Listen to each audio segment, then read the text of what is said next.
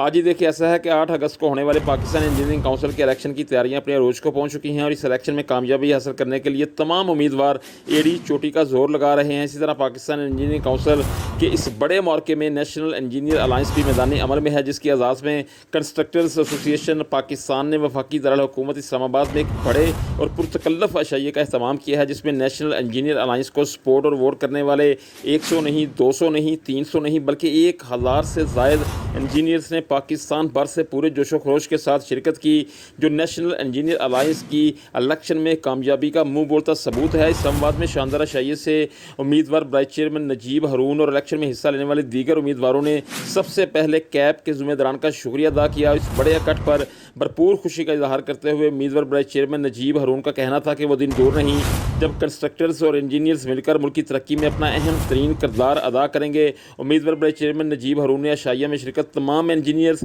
اور کنسٹرکٹرز کو national alliance کی کامیابی کے لیے اپنا کردار ادا کرنے کا کہا، جبکہ کیب کے چیئرمین انجینئر سید اشفاق حسین نے بھی عشائیہ سے خطاب کیا اور کہا کہ محب وطن، قابل، بااخلاق قیادت وقت کی اہم ترین ضرورت ہے اور یہ قیادت صرف اور صرف نیشنل انجینئر الائنس کی صورت میں ہی سامنے آئے گی اور پاکستان انجینئرنگ کونسل کی باغ زور سنبھالے گی۔ یہاں پر میں آپ کو بتاتا چلوں کہ گجرانوالہ سے کیب کے divisional chief coordinator Chaudhry Saif Ullah Gumman نے بھی اپنے ساتھیوں کی کثیر تعداد کے ہمراہ اس عشائیہ میں شرکت کی اور کیب کے چیئرمین سید اشفاق حسین شاہ اور امیدوار برائے چیئرمین نجیب ہارون سے 1 to 1 ملاقاتیں کی اور ان کو الیکشن کی اب تک کی صورتحال سے تفصیلاً آگاہ بھی کیا۔